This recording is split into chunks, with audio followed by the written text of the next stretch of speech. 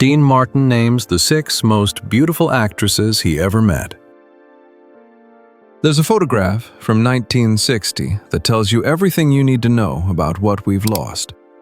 Dean Martin, impeccably dressed in a tailored suit, standing beside Elizabeth Taylor on a Hollywood soundstage. But here's what's remarkable. He's not touching her. He's not leaning in. He's standing at a respectful distance, one hand in his pocket, the other holding a script. His posture says everything his mouth doesn't need to. This was a man who understood something that seems to have vanished from our world: the space between admiration and presumption. Throughout his reign as one of Hollywood's most magnetic leading men, Dean Martin worked alongside hundreds of the screen's most captivating women.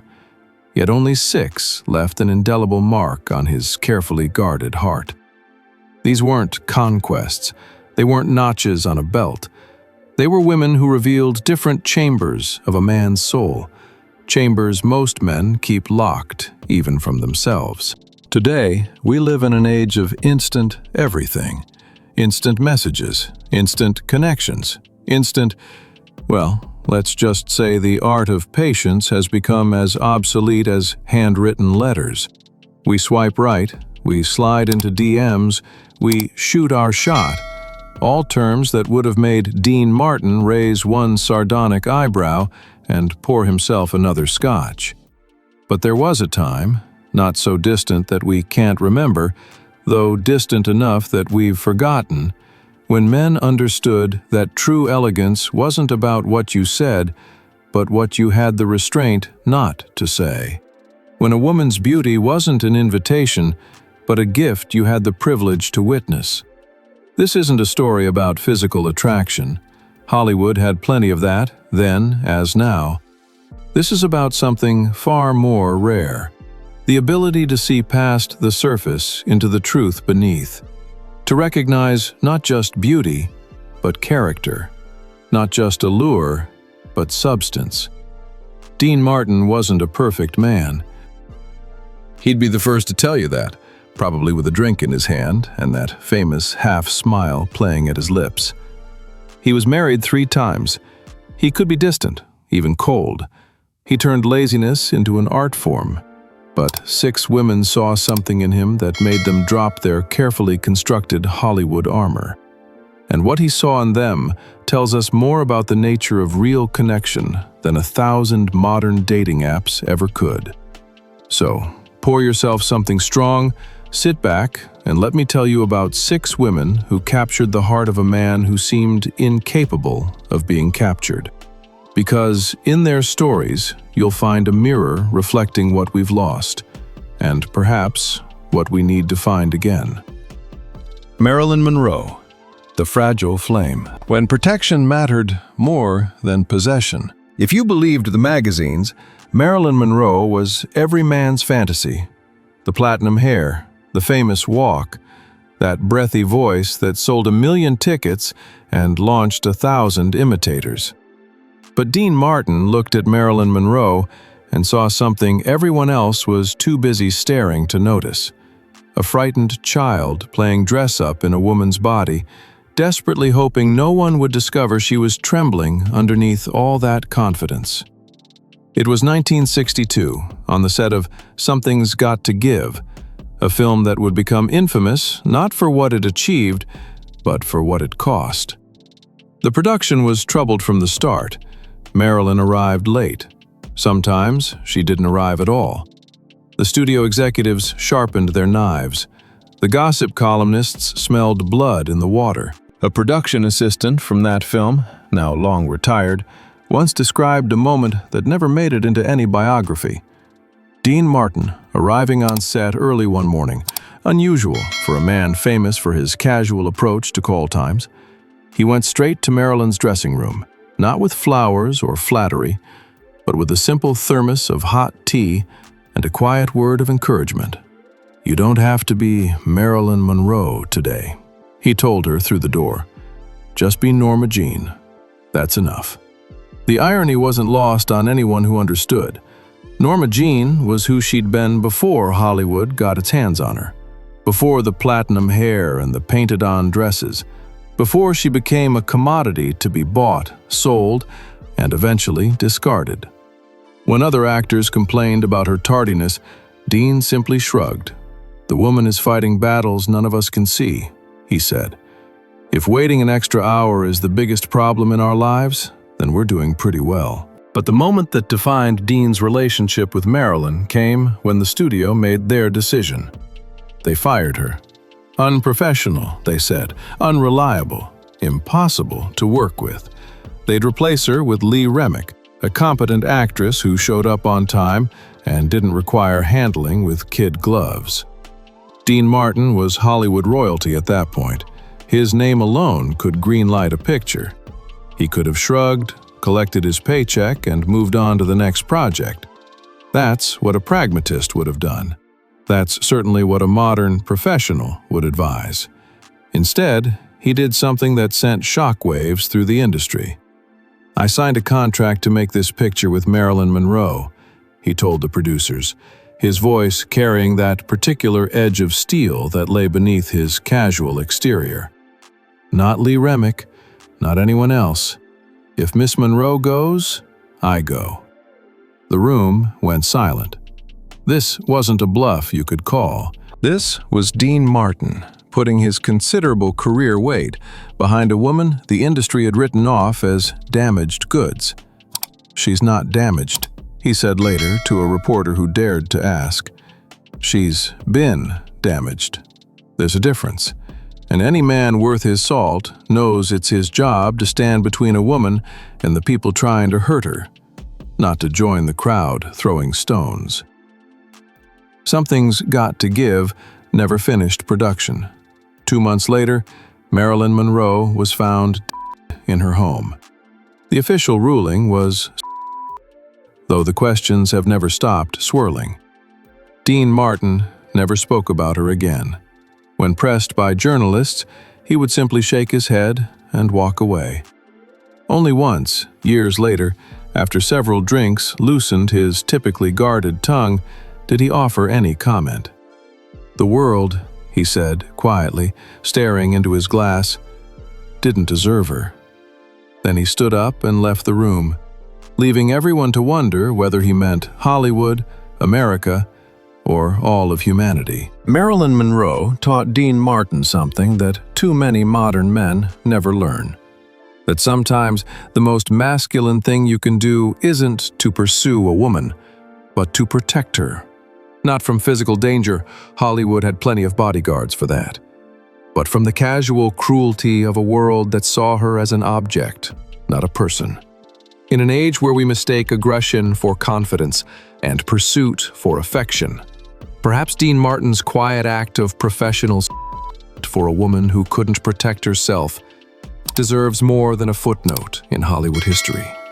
Perhaps it deserves to be remembered as what real strength looks like. Elizabeth Taylor, the unconquerable queen. The woman too powerful to pursue. Elizabeth Taylor was not a woman men conquered. She was a fortress that decided on her own terms whether to lower the drawbridge. Those violet eyes, the result of a genetic mutation that created a double row of eyelashes, had brought grown men to their knees. Politicians, royalty, fellow actors, her list of admirers read like a who's who of the 20th century's most powerful men. Dean Martin understood something about Elizabeth Taylor that made him unique among her suitors. She didn't need another man trying to impress her. She needed someone who wouldn't. There's a famous story from a rehearsal in the early 1960s. The director called for a romantic scene between Dean and Elizabeth. Standard Hollywood fare. The leading man was supposed to sweep the leading lady into a passionate embrace, the kind that sold tickets and graced magazine covers. Dean read the script, looked up at Elizabeth, and set the pages down. "I can't do this," he said. The director sputtered. Elizabeth raised one perfectly sculpted eyebrow, a gesture that had withered more presumptuous men than anyone could count. "You can't do what, exactly?" she asked, her voice carrying that particular tone that could cut through steel. "I can't kiss you like this," Dean replied, gesturing at the script. like you're just another actress in just another scene. You're Elizabeth Taylor. If I'm going to kiss you, it should mean something. This, he tapped the script, this is just choreography. You deserve better than choreography. The set fell silent. You didn't refuse Elizabeth Taylor. You certainly didn't tell her she deserved better. Her 8 marriages and numerous affairs suggested she'd heard plenty of sweet talk and developed a fine-tuned antenna for detecting nonsense. But instead of the legendary Taylor temper, something unexpected happened. She laughed. Not the practiced Hollywood laugh, but a genuine sound of surprised delight. "Mr. Martin," she said, using the formality like a weapon of irony, "are you actually saying you respect me too much to kiss me?" "I'm saying," Dean replied, with that half-smile that had charmed a generation, "that some things shouldn't be done casually, and kissing you is one of them." This exchange reveals something profound about Dean Martin's understanding of powerful women. He recognized that Elizabeth Taylor didn't need another man trying to prove his virility by conquering her. She'd been conquered by some of the most famous men on earth, and it had brought her everything except the one thing truly powerful people crave: genuine respect.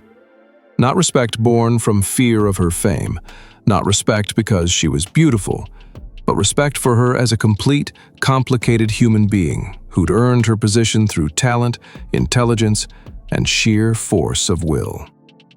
Years later, in one of her many autobiographical interviews, Elizabeth Taylor mentioned Dean Martin unprompted. "Most men saw me as a trophy or a challenge," she said. "Dean saw me as a person. That was rarer than you'd think. In some ways, it was the greatest compliment I ever received." In our modern age of aggressive pursuit and alpha posturing, Dean Martin's approach seems almost revolutionary. He won Elizabeth Taylor's respect by not trying to win anything at all.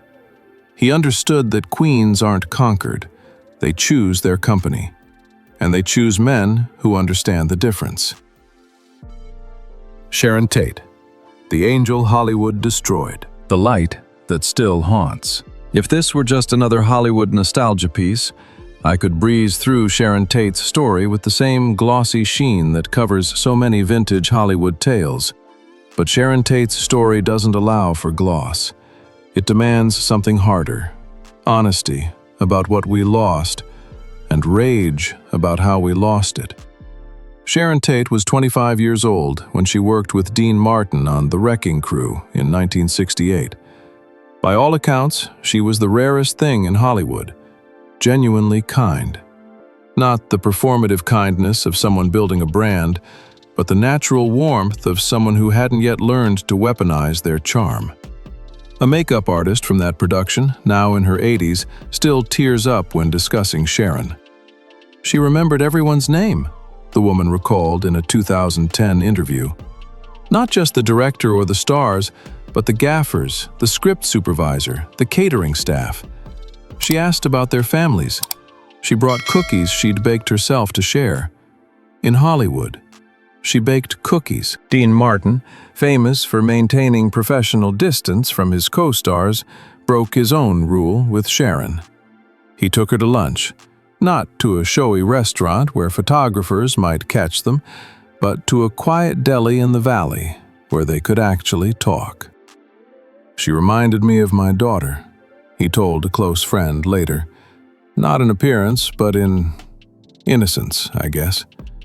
She still believed people were basically good. Hollywood hadn't beaten that out of her yet." There's a scene in The Wrecking Crew that tells you everything you need to know about their relationship. Sharon's character was supposed to do a stunt that involved jumping from a moving car. Nothing dangerous by Hollywood standards, but Sharon was nervous. The director assured her it was safe. The stunt coordinator gave his approval. Dean Martin stepped in. "Find a double," he said flatly. "Dean, it's perfectly safe," the director began. "I don't care if it's safer than sitting in church," Dean interrupted. "Find A double. The director tried to explain the insurance was all in order. The stunt had been done 100 times before. Sharon herself had agreed to do it. Dean turned to Sharon. "You don't have to do anything that makes you uncomfortable. Not for me, not for this picture, not for anybody. Understand?" She smiled that radiant smile of hers. "It's really okay, Dean. I want to do it." "I don't want you to do it," he replied. "And what I want matters too. So we're finding a double, and that's the end of the discussion." They found a double. It's a small moment, the kind that doesn't make it into the official biographies, but it reveals something essential. Dean Martin looked at Sharon Tate and saw something worth protecting in a town that chewed up innocence and spat out cynicism. A production assistant from that film remembered overhearing a conversation between Dean and Sharon during a break. Sharon was talking about her dreams for the future, starting a family, maybe opening a restaurant someday, living a quiet life away from the chaos of Hollywood. Dean listened, sipping his ever-present drink, and when she finished, he said something that seems unbearably prophetic in hindsight. "Don't let them take that from you. The dreams, I mean. This town has a way of convincing you that dreams are for suckers, that only cynics survive. But that's a lie. Hold on to the dreams, kid. They're what make you real." On August 9th, 1969, Sharon Tate was in her home by the Manson family. She was 8.5 months pregnant. The details of that night are so brutal, so senseless, that they become part of America's collective trauma, a moment when the last innocence of the 1960s died in blood and madness.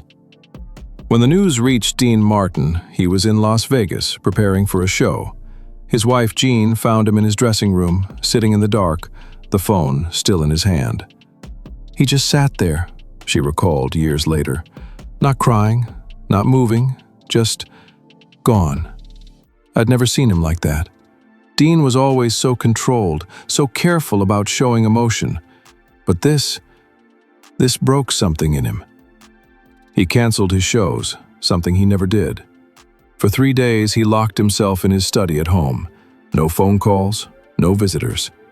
The only sound anyone heard was the repeated playing of a single album, Sinatra's In the Wee Small Hours, an album about heartbreak and loss. When he finally emerged, he had aged. Friends noticed it immediately. The easy smile was harder to find. The jokes came less frequently.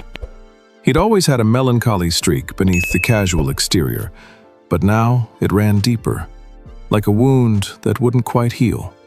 Dean Martin never watched The Wrecking Crew again. When it aired on television, he'd leave the room. When film historians asked him about working with Sharon, he'd politely decline to comment. The one time a reporter pushed the issue at a public event, Dean's response was quiet but final.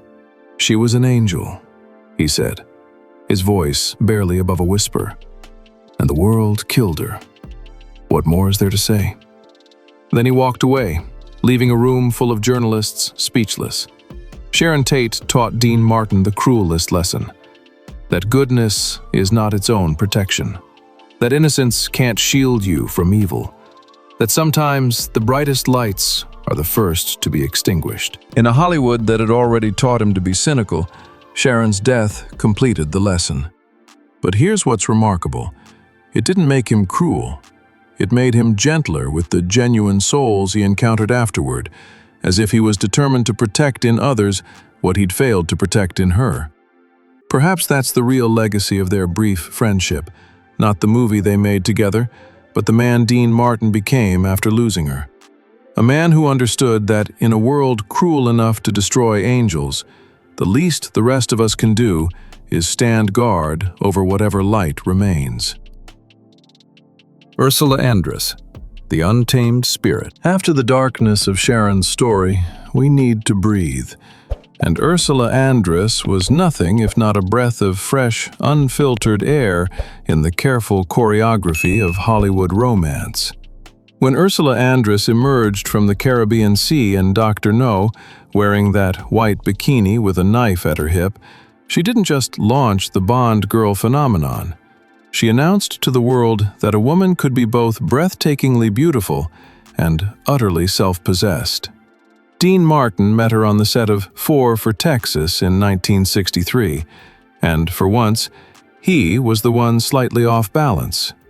A cinematographer from that production recalled, "Dean was used to being the coolest person in any room, but Ursula had this European thing. She didn't play by American rules. She didn't flirt like American actresses. She didn't defer to male stars. She just existed, completely comfortable in her own skin." It fascinated him. Ursula represented something Dean appreciated, but rarely encountered: absolute freedom from caring what anyone thought. She had a Swiss accent she refused to modify. She laughed too loudly for polite Hollywood society. She spoke her mind with a bluntness that made studio executives nervous. "You Americans," she told Dean during one lunch break, "you make everything so complicated. Beauty is not complicated. Attraction is not complicated. You see someone, you feel something, you say so. All this game playing, it's exhausting." Dean, who'd built his career on playing it cool, found her directness both refreshing and slightly terrifying. Here was a woman who didn't need his approval, didn't want his protection, and certainly didn't care about his Hollywood status. What he gave her instead was respect for her autonomy. Where other leading men tried to handle her or complained about her independent streak, Dean simply stepped back and let her be exactly who she was. Dean understood, Ursula said in a 1980s interview, that not every woman needs a man to complete her. Some women are already whole. They just need men who are secure enough not to feel threatened by that. Their on-screen chemistry worked precisely because it wasn't about conquest or surrender. It was about two independent forces finding temporary alignment, like comets passing in the same orbital path, magnificent precisely because they maintain their own trajectories. In today's vocabulary, we might call Ursula Andress intimidating. Dean Martin understood she wasn't intimidating, she was liberated. And liberation, whether in men or women, should inspire admiration, not fear. She taught him that sometimes the highest compliment you can give someone isn't pursuit, but permission to be exactly who they are, without asking them to modify it for your comfort. Ann-Margret, the mirror, when he saw himself. If Dean Martin had a female counterpart, it was Ann-Margret. Not in appearance, though she was undeniably stunning, but in essence. Both understood that entertainment was a magic trick, and the secret to the trick was making it look effortless. When they worked together on Murderer's Row in 1966, something unusual happened on set. Dean Martin actually showed up on time. For a man famous for treating call times as gentle suggestions, this was remarkable enough that the crew took notice. "He wanted to watch her work," an assistant director recalled. Between takes, he'd study her.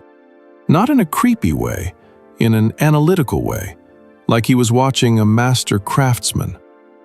What fascinated Dean about Ann-Margret was her energy. She attacked every scene, every dance number, every moment with a vitality that seemed inexhaustible. Yet she never let the audience see the effort. Like Dean's carefully cultivated cool, her explosiveness was perfectly controlled chaos. There's a dance scene in Murderer's Row that tells you everything. No rehearsal. The director just turned on the music and let them improvise. What emerged was pure chemistry. Not romantic chemistry, but the chemistry of two performers operating on the same wavelength, each pushing the other to be better. "Dancing with Ann-Margret," Dean said afterward, wiping sweat from his brow, "is like playing tennis with someone who's just slightly better than you. Makes you raise your game." She laughed. "Honey, I'm more than slightly better than you." "That," he replied with his signature grin, "is exactly my point." What Dean recognized in Ann-Margret was someone who understood the performance of life the same way he did. You put on the show, you give people the entertainment they paid for, but you keep something back for yourself. You never let them see all the cards. In an industry full of people desperate for validation, Ann-Margret and Dean were two people who'd figured out how to validate themselves. They didn't need the applause, though they appreciated it. They didn't need the adoration, though they accepted it gracefully. They needed to know they'd done the work well. Everything else was just noise. Most people, Ann-Margret said years later, thought Dean was lazy. They didn't understand that making it look easy was harder than making it look hard. He got that about me, and I got it about him. We recognized each other. In a Hollywood full of people trying to be something they weren't, Dean and Ann-Margret found comfort in someone who understood the price of making it look like there was no price at all. Sometimes the person who understands you best isn't your opposite, it's your mirror. Angie Dickinson, the enduring companion, the woman who stayed. And then there was Angie Dickinson. If this were a Hollywood screenplay, Angie would be the one, the great love, the missed connection, the woman who got away. But life isn't a screenplay, and Dean Martin's relationship with Angie Dickinson was something more complicated and more valuable than romance. It was genuine, sustained affection between two people who understood each other completely. They met on the set of Rio Bravo in 1959, both at crucial points in their careers. Dean was proving he could act without Jerry Lewis. Angie was establishing herself as more than just another pretty face in a town full of pretty faces. What began on that Western set lasted, in various forms, for over 3 decades. Not as a traditional affair, both were married to other people at various times, but as something harder to define and perhaps more meaningful. True friendship between a man and a woman in an industry that insisted such things couldn't exist without becoming something else. Angie was the woman Dean called when life got too heavy, Frank Sinatra once observed. Not because she'd fix anything, but because she understood the weight. A remarkable detail from Dean's later years, he kept Angie's number in his wallet, written on a small piece of paper, even as his memory began to fail. When his family found it after his death, alongside photos of his children, that single phone number told them everything they needed to know about her importance. What made Angie special wasn't that she was beautiful, though those legs really did justify the $1 million insurance policy. What made her special was that she could sit with Dean Martin in comfortable silence. In Hollywood, where everyone always had something to say, something to sell, some angle to work, Angie Dickinson could simply be present. She understood him in a way his wives couldn't, perhaps because she didn't have the burden of trying to change him. She wasn't trying to make him more ambitious, more present, more anything. She accepted him as he was, a complicated man who'd built a fortress around his emotions and only lowered the drawbridge for a very select few. Dean was lonely, Angie said in a rare, candid interview years after his death. Not alone, he was surrounded by people, but lonely in that deep way some men are when they realize success hasn't filled the hole they thought it would fill. I couldn't fix that loneliness. Nobody could. But I could sit with him in it, and sometimes that was enough. There's a photo from the 1980s, not a publicity shot, but a candid moment at a restaurant. Dean and Angie, both older now, sitting across from each other. He's not performing. She's not performing. They're just two old friends who've seen each other through divorces, career ups and downs, the loss of mutual friends, the slow erosion of the Hollywood they once knew. His hand is on the table. Her hand rests near his, not quite touching, but close. The space between their hands, maybe 3 inches, somehow captures their entire relationship. Close, but with boundaries. Intimate, but with respect. Connected, but with autonomy. That small space between their hands represents something our swipe right culture has forgotten. that sometimes the most profound connections aren't about possession or completion, but about companionship. About having someone who knows your worst qualities and chooses to sit across from you anyway. Angie Dickinson didn't complete Dean Martin. She accompanied him. And perhaps that's the greater gift. Closing. What we've forgotten. The lost art of seeing. 6 women. 6 different types of beauty. 6 different lessons about what it means to truly see another human being. Dean Martin didn't love these women because they were beautiful. Hollywood was full of beautiful women then, just as it is now. He loved them because he saw past the beauty to something harder to find and more valuable to know. Character. Marilyn taught him that strength sometimes looks like fragility, and protection is a form of love. Elizabeth taught him that power deserves respect, not conquest. Sharon taught him that innocence is precious precisely because it's so easily destroyed. Ursula taught him that freedom is its own kind of beauty. Ann-Margret taught him that recognizing yourself in another person is a rare gift. And Angie taught him that sometimes the deepest connections are the ones that exist in that small space between touching and not touching. We live in an age that has forgotten these lessons. We've reduced human connection to profiles and algorithms. We've mistaken pursuit for passion and possession for love. We've convinced ourselves that genuine connection should be instant, effortless, optimized. But Dean Martin understood something that seems almost revolutionary today, that seeing another person, really seeing them, not just their surface but their truth, requires patience, attention, and the humility to recognize that not everything beautiful is meant to be captured. He wasn't a perfect man. I've said that before, but it bears repeating. He had 3 divorces, countless bottles of scotch, and a tendency to keep people at arm's length even when they desperately wanted to get closer. But for 6 women, he lowered his guard. He paid attention. He saw not just who they appeared to be, but who they actually were. And in doing so, he gave them something more valuable than romance: recognition. Perhaps that's what we've lost in our modern age. Not romance. We have plenty of that, packaged and delivered via app.